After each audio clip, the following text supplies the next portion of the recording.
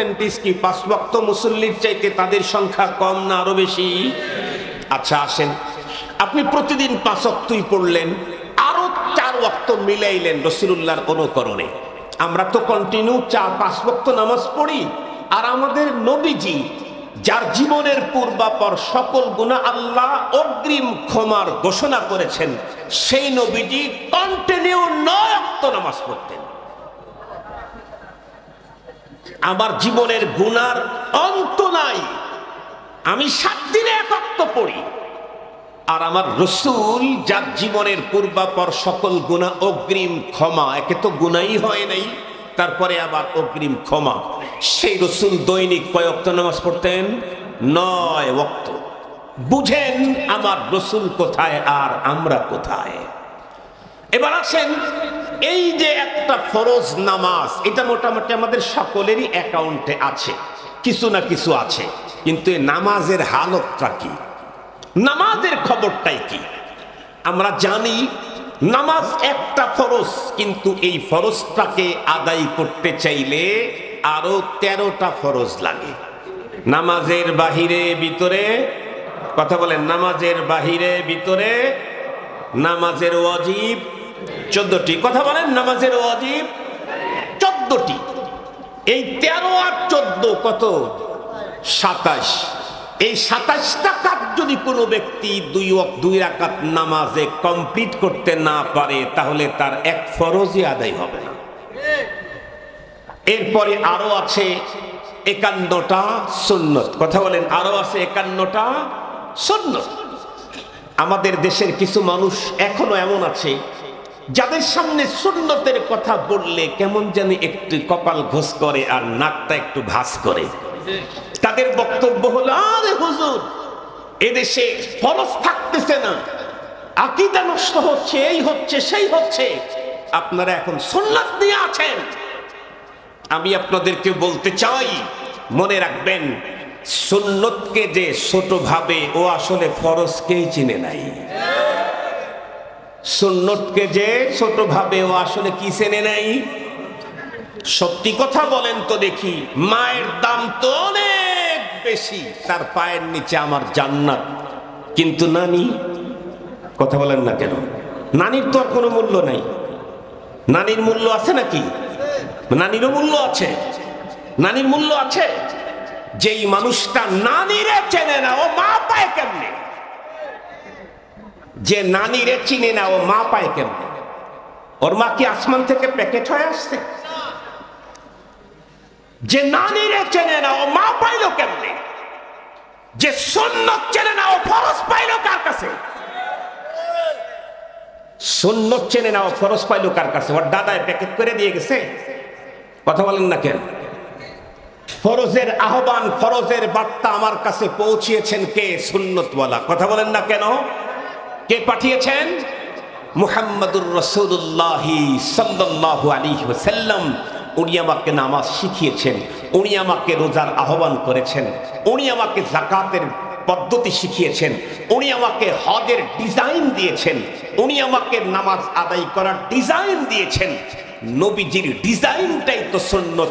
সুন্নত যদি তুমি নাক ছিটকাও, তাহলে ফরজ পাইলে প্যাকেট পাইলা কার কাছে? এর চাইতেও বড় কথা হলো, মনে রাখবেন, সুন্নত হলো তাকমিলাতুল ফারাইজ। সুন্নত হলো ফরজকে পরিপূর্ণ করে। যেই লোকের সুন্নত নাই, তার ফরজই নাই। কেমনে? আমি আপনাদেরকে একেবারে হাতে কলমে চেয়ার থেকে উঠে আপনাদেরকে দেখায় দিচ্ছি, এখন দেখায় দিচ্ছি। আমি তার আগে মাসআলাটা বলি।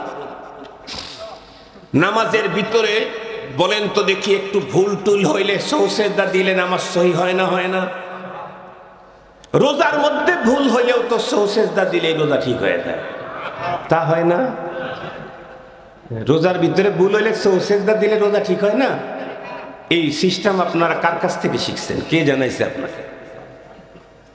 বলেন, সুন্নতওয়ালা। কথা বলেন না কেন? কে শিখাইছেন? সে কে? মুহাম্মাদুর রাসূলুল্লাহ সাল্লাল্লাহু আলাইহি ওয়াসাল্লাম। তার কাছ থেকে এই ডিজাইন আমরা নিয়ে প্রতিটি মানুষ জানি এবং মানি।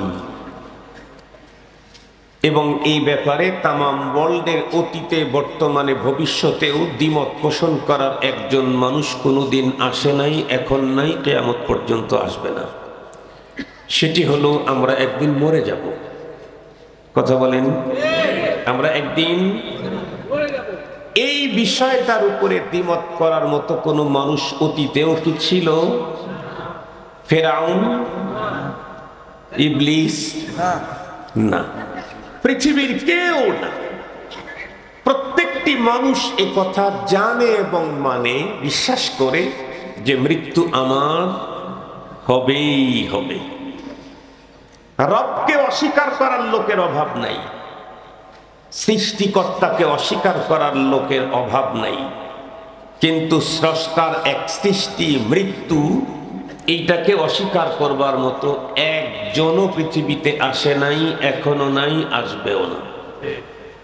এটা চিরাচরিত সকলের কাছে স্বীকৃত এক তথ্য, সেটা হলো আমরা নিশ্চিত একদিন মরে যাব।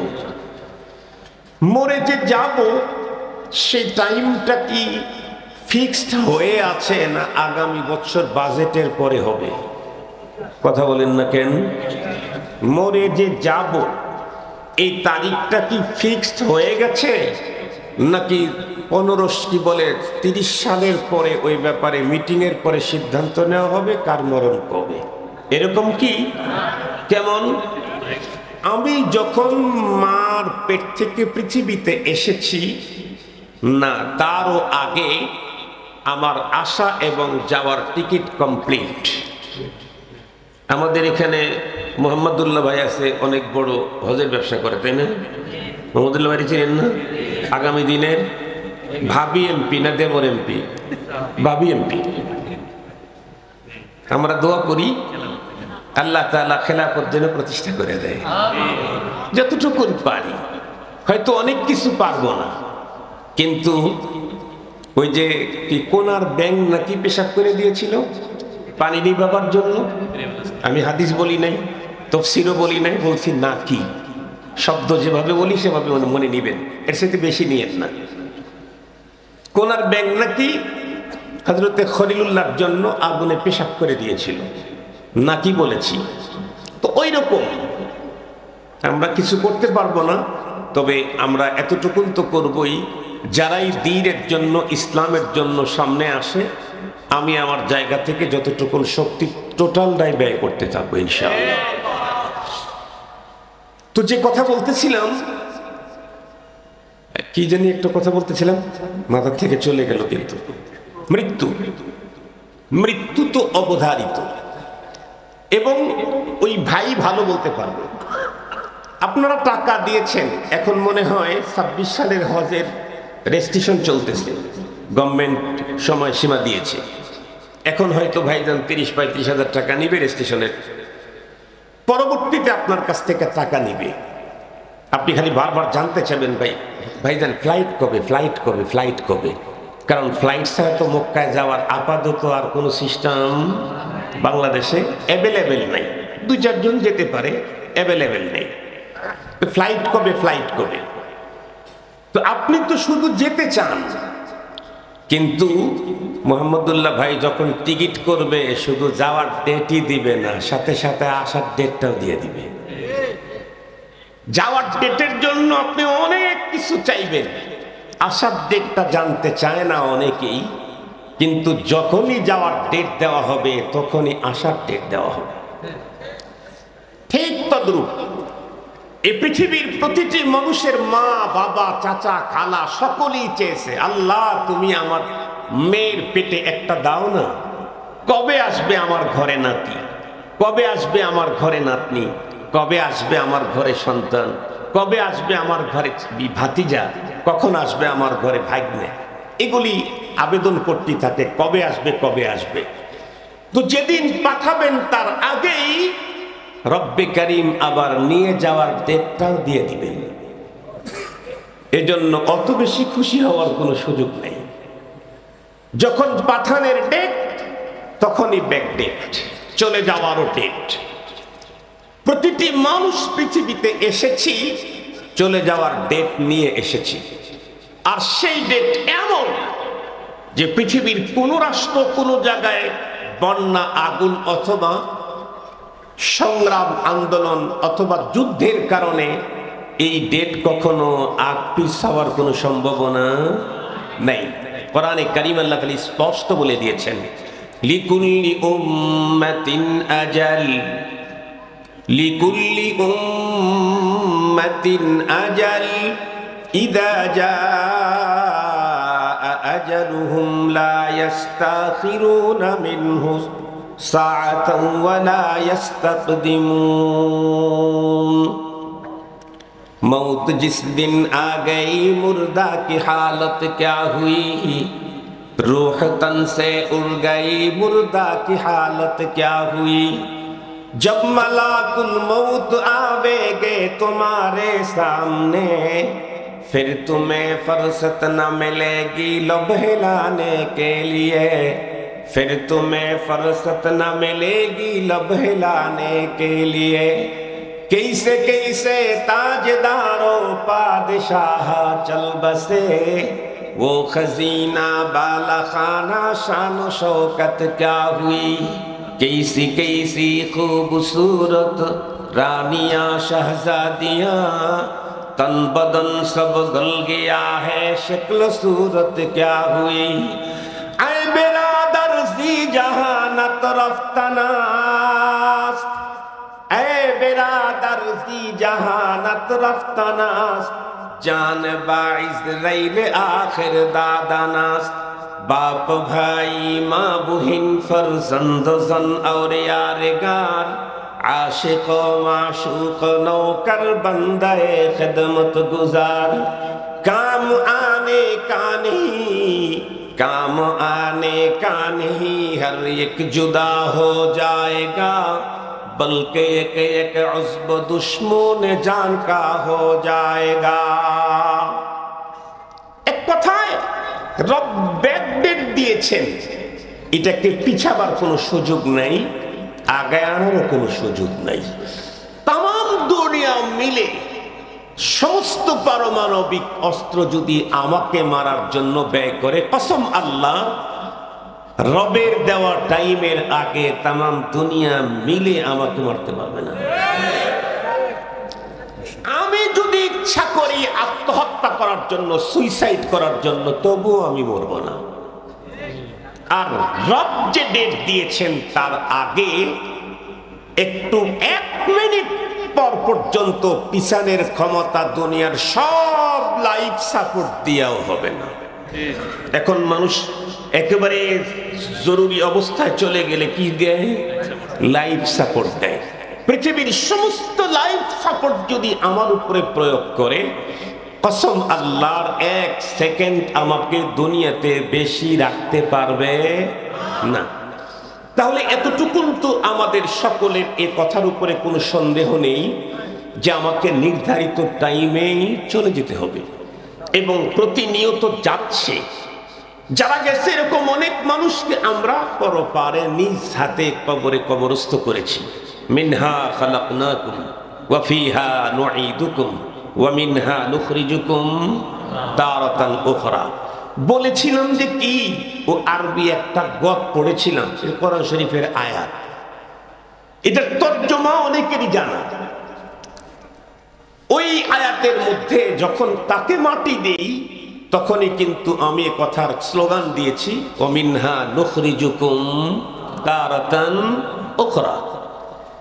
আমাকে আবার এখান থেকে উঠানো হবে। আজকে তো মৃত্যু হয়ে গেল, মিনহা খালাকনাকুম ওয়া ফিহা নুঈদুকুম, আমাকে আবার উঠানো হবে। উঠাবার পরে আল্লাহ পাকের সামনে আমাকে মুখোমুখি হতে হবে, আল্লাহ পাকের সামনে আমাকে উপস্থিত করা হবে। সেই দিন রব্বুল আলামিন আমার ভালো এবং মন্দ উভয়টার উপরে জাযা এবং সাজা দিয়ে দিবেন। কোরআনে হাকিমের যে আয়াত আমি তেলাওয়াত করেছি, এই আয়াতে কারিমাতে আল্লাহ তাআলা 4টা মেসেজ দিয়েছেন। কয়টা? এক আয়াতে কয় মেসেজ? কার মেসেজ? আবার বলেন কার মেসেজ? প্রধান উপদেষ্টার মেসেজ যদি এত গুরুত্ব রাখে, রব্বুল আলামিনের মেসেজের গুরুত্ব কত বেশি হবে? কত বেশি আমরা ভাষায় প্রকাশ করতে পারবো না। প্রথম মেসেজ, কুল্লু নাফসিন দাইকাতুল মাউত, প্রতিটি প্রাণীকে মৃত্যুর স্বাদ গ্রহণ করতে হবে। এটা আমরা মনে প্রাণে বিশ্বাস করি। এরপরে দ্বিতীয় মেসেজ হলো ওয়া ইন্নাকুম তুওয়াফাউনা উজুরাকুম ইয়াউমাল কিয়ামাহ। দ্বিতীয় মেসেজ, তোমাদের প্রত্যেককেই তোমাদের কর্মের পরিপূর্ণ প্রতিদান দেওয়া হবে কিয়ামতের দিন। তার মানে হলো মানুষ কাজ ভালো করুক আর মন্দ করুক, এই প্রত্যেকটা কাজের প্রতিদান আছে না, পাওনা আছে না? আছে। এটা আমরা সবাই জানি। হিন্দু, বৌদ্ধ, চাড়াল, মগ, আদিবাসী, সুশীল, সোশ্যাল যা আছে, সুশীলরাও বিশ্বাস করে, সোশ্যালও বিশ্বাস করে। সেটি হলো কি, প্রত্যেকটা কাজের একটা ফলাফল আছেই আছে। ভালো কাজের ফলাফল কি হবে? কথা বলেন না ভাই, একটু ভালো হবে। মন্দ কাজের ফলাফল মন্দ হবে। তবে আল্লাহ পাক এইখানে যে মেসেজটা দিলেন সেটি হলো, তুমি ভালো করলেও পৃথিবীতে তোমার ভালো কাজের টোটাল ফলাফল দেওয়া হবে না। তুমি মন্দ করলেও পৃথিবীতে তোমাকে মন্দ কাজের পুরাপুরি পানিশমেন্ট দেওয়া হবে না। পুরস্কার বলো আর পানিশমেন্ট বলো, ভালো কাজ আর মন্দ কাজ বলো, এটার পাওনা দেওয়া হবে পুরাপুরি কবে? আখিরাতে। 3 নাম্বার মেসেজ আল্লাহ পাক বলেন, ফামান যুহজিহা আনিন নারি ওয়া উদখিলাল জান্নাতা ফাকাদ ফাজ। সঙ্গত কারণেই ভালো এবং মন্দের পুরাপুরি প্রতিদান যেহেতু পরপারে দেওয়া হবে, সঙ্গত কারণেই সেই দিন যেই ব্যক্তি জাহান্নাম থেকে মুক্তি পেয়ে জান্নাতে ঢুকবে, আল্লাহ বলেন সেই হলো প্রকৃত সফল এবং সার্থক। প্রকৃত সফলকে কথা বলেন না কেন? আগামী নির্বাচনে এমপি হতে পারবে যে, আগামী নির্বাচনে ক্ষমতায় আসবে যে, কথা বলেন না কেন? প্রকৃত সফলকে পরপারে জাহান্নাম থেকে মুক্তি পেয়ে জান্নাতে ঢুকে যাবে যে, প্রকৃত সফল হলো সে। এখন আমার জিজ্ঞাসা হলো, পরপারে যদি জাহান্নাম থেকে কেউ মুক্তি পেয়ে জান্নাতে যেতে চায়, তাহলে বলুন তার জন্য কি করণীয় আছে? কোরআনে হাকিমের আরেক আয়াতে আল্লাহ তাআলা বর্ণনা করে দিয়েছেন। আল্লাহ বলেন, ইন্নাল্লাযীনা আমানু ওয়া আমিলুস সলিহাতি কানাত লাহুম জান্নাতুল ফিরদাউসি নুজুলা। আল্লাহ পাক বলেন, যেই মানুষ তার টোটাল হায়াতে, জীবনে মাত্র 2টা পুঁজি গুছাইতে পারবে, জমাইতে পারবে, তাকেই মরণের পরে স্ট্যান্ডার্ড জান্নাত, জান্নাতুল ফেরদাউসে আল্লাহ মেজবান হয়ে তাকে মেহমানদারি করবেন। সুবহানাল্লাহর আওয়াজে মনে হচ্ছে আপনাদের ভিতরে কথা শোনার যথেষ্ট পরিমাণে গাফলতি আছে, অমনোযোগ আছে। কারণ আমি তো এই ময়দানের 27 বছরের পুরাতন লোক। আলহামদুলিল্লাহ, আওয়াজ দেখলে, চেহারা দেখলেই বুঝি এই তো কয়টা মানুষ। 1 লক্ষ লোক থাকলেও আওয়াজ, চোখ যদি যায়, ওই লোকের চেহারা দেখে বুঝবো আমার কথা শুনতেছে না অন্য কিছু ভাবতেছে। এতটুকুন আলহামদুলিল্লাহ বোঝার যোগ্যতায় 27 বছরে অর্জন হয়েছে। আপনাদের কথাতেই বুঝবো। গাড়িতে চলে চলে না, আমি নিজে যদি চোখ বন্ধ করে রাখি, এরপরেও আমি বুঝি যে আমার ড্রাইভার এখন ঘুমে আছে না জাগনা আছে। আলহামদুলিল্লাহ, চোখ বন্ধ, আমি কিন্তু চোখ বন্ধ করে আছি, কিন্তু এরপর আমি বুঝি, গাড়ির চালানের ভাবে বুঝি যে আমার ড্রাইভারের চোখে এখন ঘুম না ঘুম না। চোখ বন্ধ করলে বুঝি আলহামদুলিল্লাহ এই যোগ্যতাটা অর্জন হয়েছে। অনেক লম্বা টাইম ওয়াজ করবো না, আপনারা চিন্তা করেন না। আমার ওয়াজের নেশাব হলো 1 ঘন্টা, তার ভিতরে তো আলহামদুলিল্লাহ 22 মিনিট চলে গেছে। তো সর্বোচ্চ না হয় 30 মিনিটই হবে, অথবা তার আগেই ছেড়ে দেব, ভাই যেহেতু এসে পড়ছে। মুহতারাম হাজিরিন, খুব ভালো করে বুঝবেন, রব্বুল আলামিন বললেন টোটাল লাইফে আসছি, চলে যেতে হবে, ব্যাকডেট নিয়েই আসছি। মনে আছে কি? ব্যাকডেট নিয়েই আসছি। আর ওই টাইমকে আকপাস করার কোনো সুযোগও বক্তারও নাই, শ্রোতারও, প্রিন্সিপালেরও নাই, বাবুর্চিরও, এই রাষ্ট্রপ্রধানেরও নাই, কি বলে দফাদার চকিদারেরও, জাতিসংঘের মহাসচিবেরও নাই, সুইপারেরও নাই। মোহতারাম হাজির, তো সেই পরপারের ওই জগতে আমি সফলতা অর্জন করতে চাইলে কয়টা পুঁজি লাগবে? দুইটা পুঁজি। এক নাম্বার হলো ঈমান, জোরে বলেন এক নাম্বার কি? দুই নাম্বার হলো নেক আমল, ইসলাম, নেক আমল। ঈমান লাগবে, নেক আমল লাগবে। এই দুই পুঁজি যার থাকবে, আল্লাহ পাক রব্বুল আলামিন তাকে পরপারে মৃত্যুর পরে জান্নাতুল ফেরদাউসে মেহমানদারি শুরু করবেন। এখন কথা হলো হুজুর, এই মেহমানদারি কতদিন চলবে? আল্লাহ কোরআন শরীফের ভিতরে তার জবাব দেন, খালিদিনা ফিহা। কতদিন? না খালিদিন। কথা বলেন না কেন? যদি জিজ্ঞাসা করেন কতদিন, আল্লাহ বলেন খালিদিন। বুঝছেন কি? আপনারা যদি জিজ্ঞাসা করেন কতদিন, আল্লাহ কি বললেন? খালিদিনা ফিহা। এরপরে আরো আছে নাকি? আবাদা। তার মানে যার জীবনেও সে সবার না। খুব ভালো করে বুঝবেন, এই দুই পুঁজির প্রথমটা হলো ঈমান, এটার উপরেই বেশি প্রয়োজন ছিল। কিন্তু আজকের মাহফিলের সভাপতি সাহেব যেহেতু দাঈলা সুন্নাহ, ওনার মাহফিলে বসে যদি আমি সুন্নতের ওয়াজ না করি তাহলে এটা মানায় না। এই কারণে আমি ঈমানের বিষয়টা, আমার অনেক ওয়াজ আছে, অনেক বয়ান আপনারা পাবেন। আজকে আমি আমলের উপরে কিঞ্চিত কথা বলবো। দুইটা পুঁজি আমার পরপারে মুক্ত হওয়ার জন্য, সফলতার জন্য। একটা হলো ঈমান, আর একটা হলো নেক আমল। আজকে ঈমানের আলোচনা আমি করছি না, আমার ভাইয়েরা অন্য কেউ যদি আলোচনা করেন ফাবিহা। আমি আমলের কথা বলি। মুহতারাম হাজিরিন, আমরা যে আমলগুলি করি, এর ভিতরে আমলগুলাকে শ্রেণী বিন্যাস করা হয়েছে শরীয়তে। কিছু আছে ফরজ, কিছু আছে ওয়াজিব, কিছু আছে সুন্নত, কিছু আছে মুস্তাহাব। সবগুলাই কি বলেন? আমলের ভিতরে। সবগুলাই কি? কথা বলেন না কেন? আমল। ফরজ যেমন নামাজ, রোজা, হজ, যাকাত, এগুলি ফরজ না? এগুলা হলো ফরজ, এবং প্রত্যেকের জন্য ফরজ। যে এর মুকাল্লাফ হবে, এদের প্রত্যেকের জন্যই ফরজ। ফ্যামিলিতে একজন নামাজ পড়লে সবার পক্ষ থেকে যথেষ্ট। ফ্যামিলির সবাই যদি যাকাতের মালিক হয়, একজন আদায় করলে সবার পক্ষ থেকে। ফ্যামিলির সবাই যদি সাবালেক হয়, একজন রোজা রাখলে সবার পক্ষ থেকে। ফ্যামিলির সবার উপরে যদি হজ ফরজ হয়, একজন করলে সবার পক্ষ থেকে। এগুলি ফরজে আইন, প্রত্যেকের এই আমলগুলি করতে হয়। খুব ভালো করে বুঝবেন। প্রথম নাম্বার কথা হলো, ফরজ তো আমাদের জন্য অবশ্যক পালনীয়, করতেই হবে। যা ছাড়া পরপারের জাহান্নাম থেকে মুক্তি আর জান্নাতের দুখুল সম্ভব না।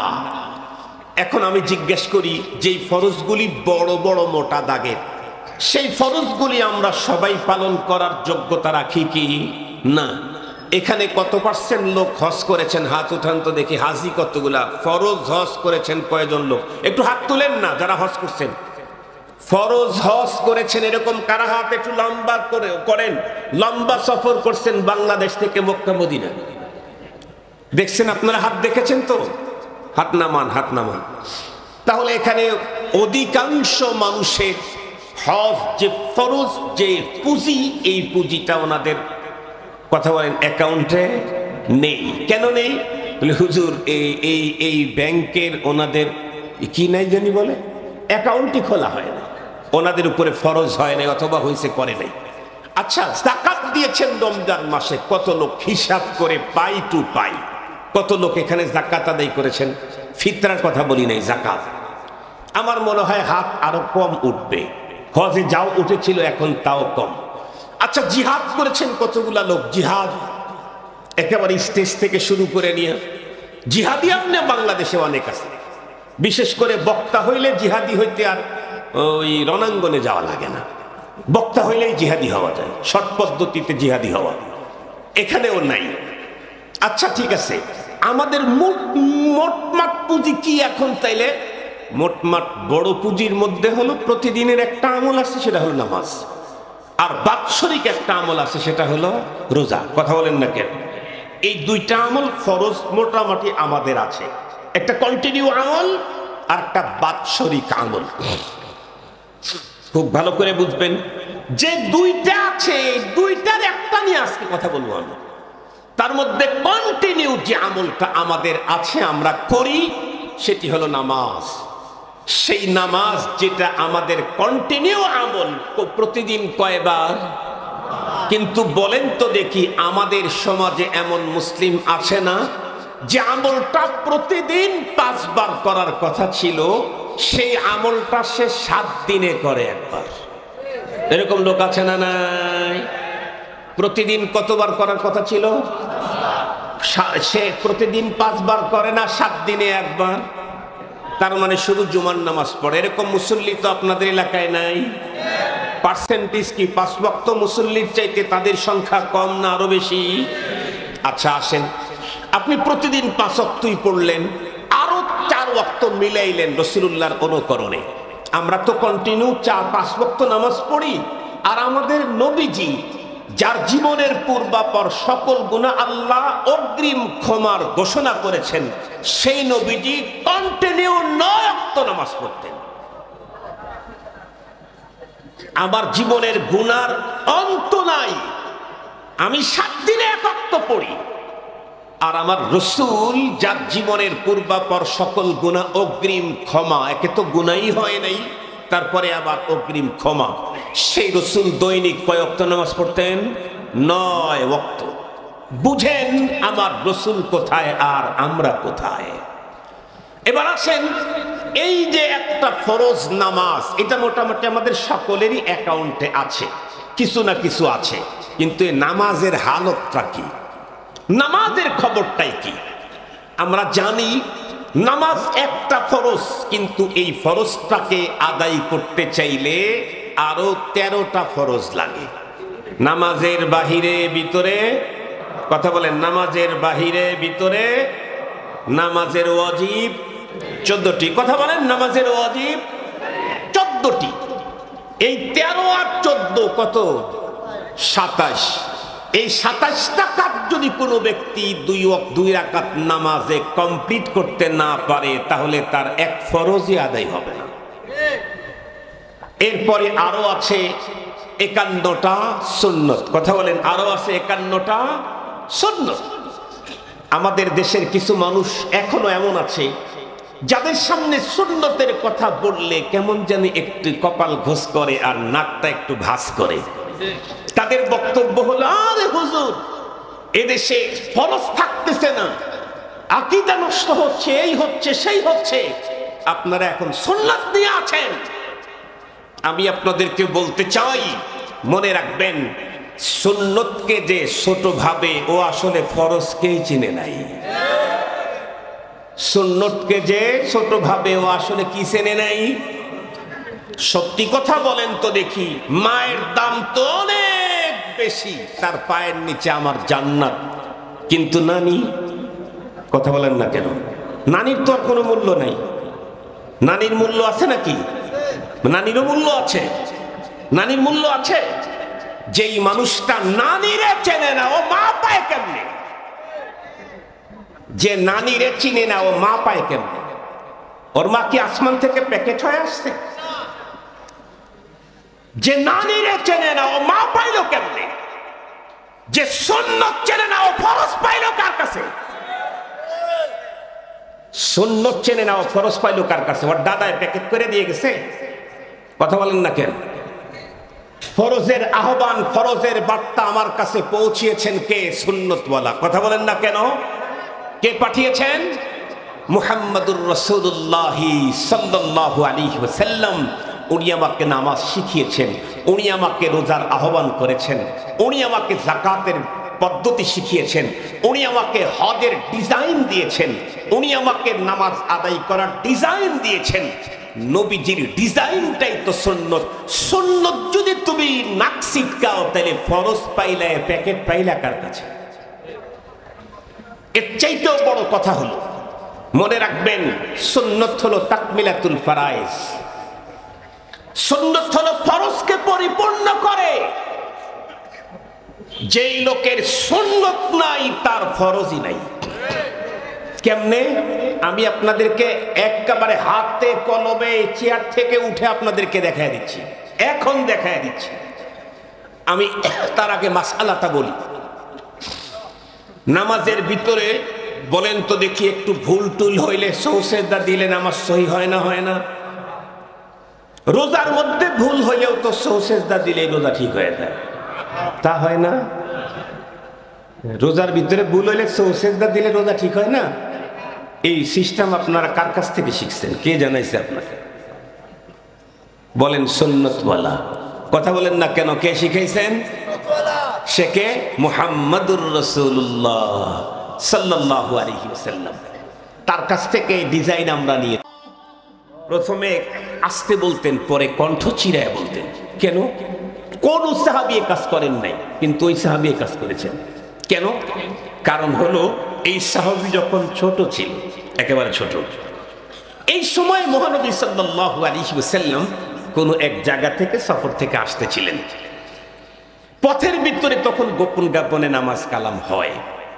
ওই ছোট ছোট বাচ্চাগুলি কোনো এক সময় দেখছে যে এই গ্রুপের লোকেরা বিভিন্ন সময় আজান দেয়, আল্লাহু আকবার, আল্লাহু আকবার, আশহাদু আল্লা ইলাহা ইল্লাল্লাহ, আশহাদু আল্লা ইলাহা ইল্লাল্লাহ, আশহাদু আন্না মুহাম্মাদার রাসূলুল্লাহ, শাহাদাতাইন, আল্লাহর আর রাসূলুল্লাহ, এই শাহাদাতাইনে ওই ছেলেটা, নবীজি ওখানে বসে আছেন, ওই ছেলে পেলে এক জায়গায়, ওর ভিতরে একজনে আজান দিতেছে, আল্লাহু আকবার, আল্লাহু আকবার।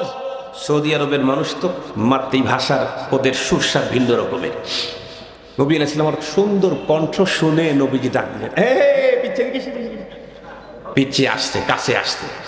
আসার পরে নবীজি জিজ্ঞেস করলেন, এই তোমাদের ভিতরে কে জানিয়ে যে আজান দিলা? তো সবাই বলতেছে যে এদিকে উনি ওই আজান দিছে, ওই আজান দিছে। নবীজি বললেন, এদিকে আসো, আজান দাও তো। আজান দিচ্ছে। অনেক ছোট ছোট বাচ্চা সুন্দর সুন্দর গজল গায় না? কেউ আবার গানও গায়, গায় না? গায় না? আবার বড়রা কাছে থাকলে ডাক দেয়, বলে একটু গা তো দেখি। বড় যেই বড় ডাক দিছে, ও যদি সাংস্কৃতিক মনে হয় তাহলে মন তাদের ফাইটে যায়। আর যদি ওই লোকটা পিসাব হয় তাহলে সূরা ফাতিহা শুনতে চায়। ঠিক বললাম না? ঠিক বললাম? কথা বলেন না কেন? যে যেমন সে তেমনটা শুনতে চায়। নবী আলাইহিস সালাম তাকে ডাক দিয়ে বললেন, ওই তুমি আজান দিছিলা? বলে হ্যাঁ। আজান দাও তো। আজান দিচ্ছে, আল্লাহু আকবার, আল্লাহু আকবার, আল্লাহু আকবার, আল্লাহু আকবার, আশহাদু আল্লা ইলাহা ইল্লাল্লাহ, আশহাদু আন্না মুহাম্মাদুর রাসূলুল্লাহ। আস্তে বলতেছে, আশহাদু আল্লা ইলাহা ইল্লাল্লাহ, আশহাদু আন্না মুহাম্মাদ। আস্তে বলছেন। ওই দমক জোরে বলো, জোরে বলো, জোরে বলো। ও আস্তে বলছে প্রথমে, পরে যখন নবীজি দমক দিয়েছে তখন জোরে বললেন, আশহাদু আল্লা ইলাহা ইল্লাল্লাহ, আশহাদু আন্না মুহাম্মাদার রাসূলুল্লাহ। নবীজির এক ধমকে ওই ছোট্ট পিচ্চির কলজার ভিতরে তাওহীদ, রিসালাত আর আখিরাতের ইতিকাদ মিয়া মিয়া ঢুকে গেছে। এক ধমকে ওর সিনার ভিতরে ঈমান যায় এমন ভাবে বসছে, পরবর্তীতে মুসলমান হয়ে গেছে। ও প্রথমে আস্তে আস্তে বলছে, কেন? ছেলে পেলে রাত্র, তারপরেও জানে আরবি না, আরবি না। আশহাদু আন্না মুহাম্মাদুর রাসূলুল্লাহ মানে মুহাম্মদ সাল্লাল্লাহু আলাইহি ওয়াসাল্লামকে রাসূল বলে স্বীকৃতি দেওয়া। ওর বাপ দাদাই তো দেয় না। কথা বলেন না কেন? ওর বাপ দাদাই তো দেয় না। আশহাদু আল্লা ইলাহা ইল্লাল্লাহ মানে তাওহীদের স্বীকৃতি দেওয়া। ওর বাপ দাদা তো পত্তলিক, ওর বাবা তো মূর্তি পূজা করে। আশহাদু আল্লা ইলাহা ইল্লাল্লাহ যদি বলে, এই স্লোগান দিতে যদি ওর বাপ দাদাই শোনে, তাহলে কল্লা কেটে দিবে। এই জন্য আস্তে আস্তে বলছে। কিন্তু পয়গম্বর যখন ধমক লাগাইছেন, চিন্তা করছে ওটা তো পরে কাল্লা কাটবে, এটা তো এখনই কেটে যেতে পারে। ছোট বাচ্চা ভয় পাইছে। এটা আমি মস্কারি করতে বললাম। নবীজি কোনোদিন এ কাজ করতেন না। নবীজি তো এত ভালোবাসা, এমন আখলাক দেখাইছেন। আমার পয়গম্বরের আখলাক দেখে শুধু তখনকার মানুষ মুসলমান হচ্ছে তাই না, আজকের আধুনিক পৃথিবীতে পয়গম্বরের অনুপম চরিত্রের লিখনি বই পড়েও লাখ লাখ খ্রিস্টান, হাজার হাজার মুসলমান হচ্ছে আজকের পৃথিবীতে। মুহতারাম হাজরিন, এই সাহাবী সারা জীবন এই কাজ করে গেছেন। সুবহানাল্লাহ বলবেন কি?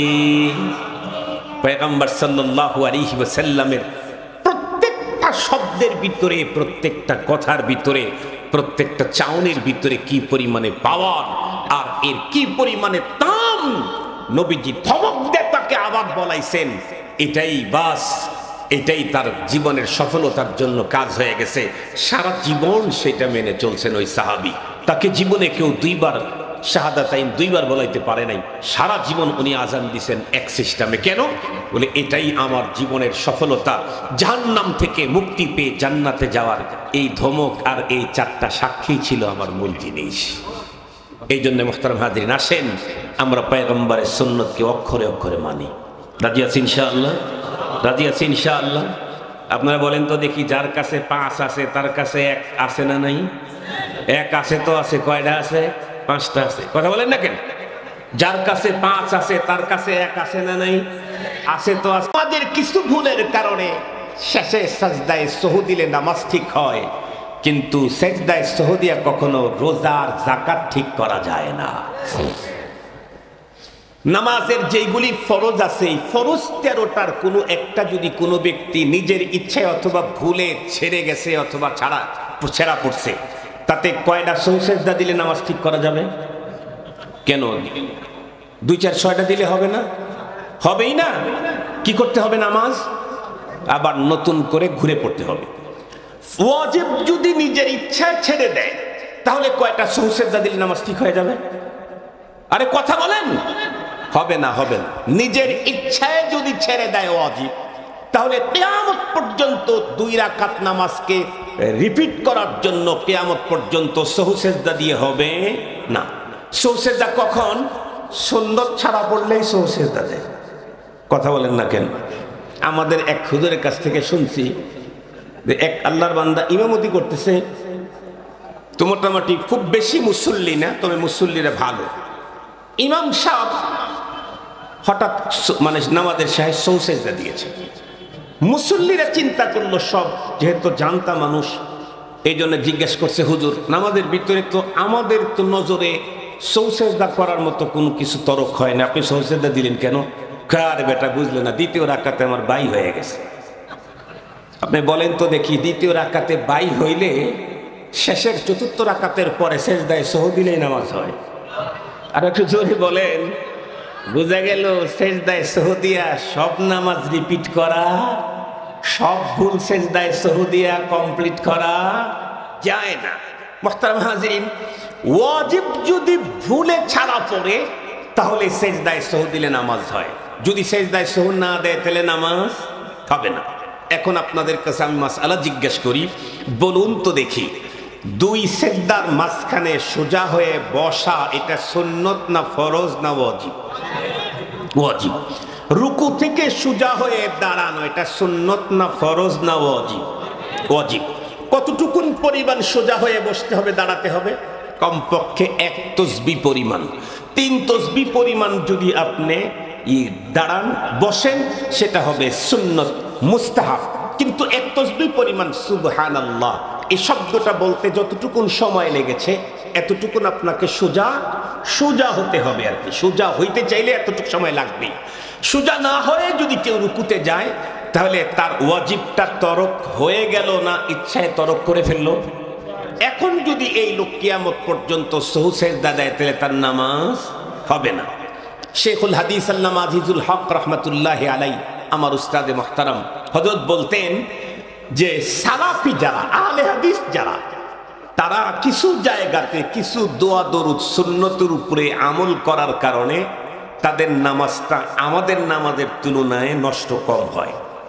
আমাদের হানাফি মাসলকের কিছু লোকেরা এটাকে এই সুন্নত আর মুস্তাহাবকে মুস্তাহাব আর সুন্নত মনে করে ছেড়ে দেওয়ার কারণে ওদের নামাজটাই নষ্ট হয়ে যায়। কেমন?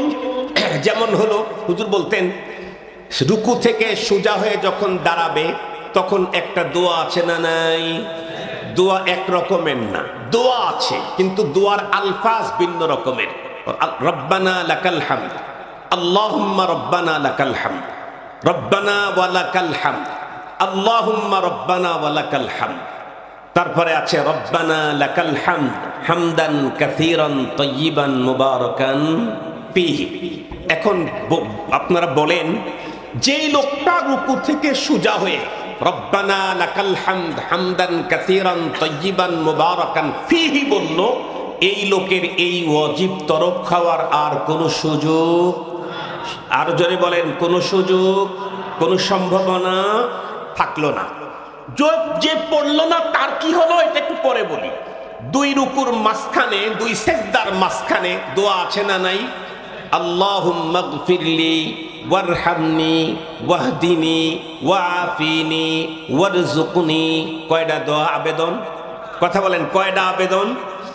আমার রাসূল তো আমাদেরকে বড় বিচক্ষণতার সাথে আমার আবেদন এহকাল আর পরকালে সব চাওয়া পাওয়া দুই সিজদার মাঝখানে ঢুকায় দিয়েছেন। সুবহানাল্লাহ বললেন না? যে আমার উম্মতের একজন এক রাকাত নামাজেই যেন সে একজনও দুনিয়া আখিরাতের কল্যাণ থেকে বঞ্চিত না হয়। বাইনা সিজদাতাইন, দুই সিজদার মাঝখানে এমন জামে আবেদন আমার রাসূল আমাকে শিখিয়ে দিলেন।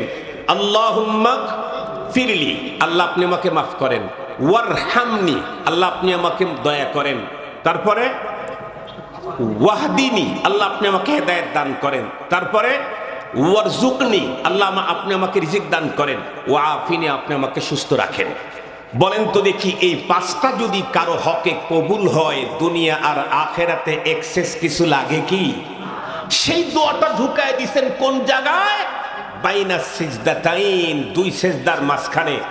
বান্দা আল্লাহর সবচাইতে নিকটবর্তী হয় হলো সিজদার মুহূর্ত। পৃথিবীর কোন মানুষ আল্লাহ পাকের সবচাইতে কাছাকাছি অবস্থান নাই হলো নামাজে। সেই নামাজের সবচাইতে গুরুত্বপূর্ণ অধিক নৈকট্যতা আল্লাহ পাকের বান্দার হয় হলো সিজদায়। মুসলমান খুব ভালো করে বুঝবেন।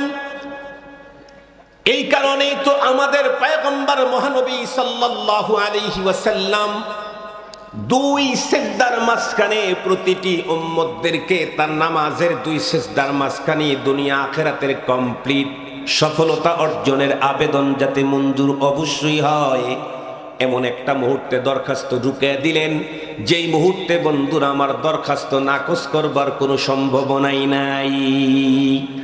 আল্লাহুম্মা গফিরলি ওয়ারহামনি ওয়াহদিনি ওয়াআফিনি ওয়ারযুকনি। বলুন তো দেখি, কোন একজন মুসল্লি নারী হোক আর পুরুষ হোক, সে যদি দুই সিজদার মাঝখানে এই দোয়া পড়তে থাকে, এই লোকের বন্ধুরা আমার দুই সিজদার মাঝখানে সোজা হয়ে বসার ওয়াজিব তরক হওয়ার কোনো সম্ভাবনা থাকলো কি? নাই। খুব ভালো করে বুঝবেন। পক্ষান্তরে যেই সমস্ত মুসল্লি নারী আর পুরুষেরা রুকু থেকে সোজা হয়ে দাঁড়ানোর দোয়া, যেটা সুন্নত মুস্তাহাব দোয়া আছে, বন্ধুরা আমার দোয়াটা যে ছেড়ে দিল, এই দোয়া ছাড়ার কারণে অনেকের বন্ধুরা আমার ওয়াজিবটা তরক হয়ে গেল। দুই সিজদার মাঝখানে যে দোয়া পয়গম্বর শিখিয়েছিলেন, এই দোয়াটা ছেড়ে দেওয়ার কারণে অনেক মুসল্লির দুই সিজদার মাঝখানে সোজা হয়ে বসার ওয়াজিবটা তরক হয়ে গেল। আর এই ওয়াজিব তরকটা বন্ধুরা আমার ভুলে করেছেন না নিজের ইচ্ছায় করেছেন? নিজের ইচ্ছায় করার কারণে তার জিম্মায় সৌসেজদা ওয়াজিব হয়েছিল, কিন্তু উনি তো জানেনই না। উনি তো মনে করেছেন সেজদা তো করেছি, রুকু তো করেছি, সিজদা তো করেছি, আর তো কোনো সৌসেজদার দরকার নাই। সঙ্গত কারণে লক্ষ লক্ষ নয় কোটি কোটি মুসল্লি আজকের পৃথিবীতে এমন আছে, খানায় কাবা মক্কা মদিনা হারামাইন শরীফাইনের ভিতরে নিজে নিজে নামাজ পড়তে গিয়েও এই দুই জায়গায় সুন্নত ছেড়ে দেওয়ার কারণে, তার ওয়াজিব ছাড়া পাওয়ার কারণে তার নামাজ হয় নাই। আমি আপনাদেরকে বিষয়টাকে একেবারে হাতে কলমে আপনাদেরকে দেখায়া দিচ্ছি, তখনই বুঝবেন কি সর্বনাশটা হয়েছে। ইসলামী প্রোগ্রামে নিজের আমলের ইসলাহ সংশোধন না করার কারণে আমার তো তেমন কোনো পুঁজি নাই, আমার তো তাহাজ্জুদের পুঁজি নাই, আমার তো জিহাদের পুঁজি নাই, আমার তো যাকাতের পুঁজি নাই, আমার তো নাই আমার কাছে হজের পুঁজি, আমার তো উমরার পুঁজি নাই, আমার তো আওয়াবিন চাস্তার ইশরাকের পুঁজি নাই, আমার তো তাআবুন এর পুঁজি তেমন একটা নাই, আমার তো নাই আমার কাছে কোনো বুখারী পড়ানোর পুঁজি, আমার কাছে নাই কোরআনের তাফসীর করার পুঁজি, আমার কাছে শুধু একটাই পুঁজি একটু বেশি আছে, সেটা হলো নামাজ। সেই নামাজের অবস্থাটা কি এটা আপনাদেরকে বুঝাবার জন্য এখন আমি চেয়ার থেকে দাঁড়িয়ে আপনাদেরকে দেখাচ্ছি। মুহতারাম হাজিরিন, আমাদের সমাজে আওয়াজ যায় তো? আমাদের সমাজে এরকম হাজারো মুসল্লি আছে যাদের আমি রুকু সিজদা করবো তো, যাদের রুকু এবং সিজদার অবস্থাটা আমি আপনাদেরকে দেখায় দিচ্ছি। আজকের প্রোগ্রাম ওয়াজ মাহফিল না, আজকের প্রোগ্রাম ইসলাহি প্রোগ্রাম। আমার নামাজের ইসলাহ এখান থেকে হয়ে যায়। কি বলেন ভাই? ওয়াজ মাহফিলে দাওয়াত দেন, ওয়াজ করব, সুরসার সবই আছে। সেই 27 বছর হয় ওয়াজ করি, বুড়া হয়ে গেছি, নতুন করে দেখার কিছু নাই। কি বলেন? নতুন করে দেখার কিছু আছে? আরে ভাই, বাসায় দেখতে আসে নাতনি রে, দাদি রে কেউ দেখে না, কারণ 50 বছর এই গল্প করছে। আমরা তো দাদা দাদি হয়ে গেছি, আমাকে দেখার কিছু নেই। ভালো করে শুনেন, আমাদের দেশের এরকম মুসল্লি আপনাদের গ্রামে আপনার ঘরে আছে কিনা দেখেন। আমি কিন্তু রুকুতে যাচ্ছি, আল্লাহ আল্লাহ, সুন্নত তরিকায় রুকুটা হয়তো বা হলো, কথার কথা বলতেছে। ভালো করে দেখেন,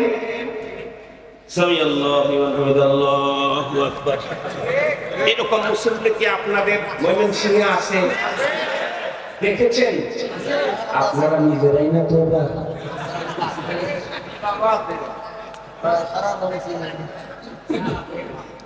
আপনারা নিজেরাই না তো। এই পদ্ধতিতে যত নারী এবং পুরুষ তার জীবনে নামাজ পড়েছে, ফরজ হোক, ওয়াজিব হোক, সুন্নত হোক, নফল হোক, আওয়াবিদ হোক, চাষ হোক, এই পদ্ধতিতে জীবনে যত নামাজ পড়েছে এক ওয়াক্ত নামাজ হয় না। মক্কায় গিয়ে পড়লেও হয় নাই, মদিনায় গিয়ে পড়লেও হয় নাই, সাফা মারওয়াতে গিয়ে পড়তে হয় নাই, মিনা মুজদালিফাতে পড়তে হয় নাই, আরাফার ময়দানেও যদি পড়ে থাকে তা হয় নাই। কেন? কারণ রুকু থেকে সোজা হয়ে দাঁড়ায় নাই। কেন? এই ওয়াজিবটা ছাড়া পড়তে হলো আরেকটা সুন্নত ছেড়ে দেওয়াটা। এই ওয়াজিবটা ছাড়া পড়ার সুযোগ পেয়েছে হলো সুন্নতকে ছেড়ে দেওয়ার কারণে। উনি যদি এই সুন্নতের উপর আমল করতেন, দেখেন, سمع الله لمن حمده ربنا لك الحمد حمدا كثيرا طيبا مباركا فيه الله اكبر। তাহলে দাদা রুকু থেকে সোজা হওয়ার ওয়াজিব ছাড়া পড়ার কোনো সুযোগ থাকতো কি? নাকি এরকম কোনো লোক কি পাওয়া যাবে? সামি আল্লাহু লিমান হামিদা রব্বানা লাকাল হামদু হামদান কাসীরান তাইয়িবান মুবারাকান, এরকম কি পাওয়া যাবে? এমন বেঢপ দুনিয়াতে পাওয়া যাবে এরকম। তবে দোয়া ছেড়ে দিলে সোজা হওয়ার আগেই রুকুতে যাওয়ার লোক কোটি কোটি আছে, বাংলাদেশে, সারা দুনিয়াতে আছে। এই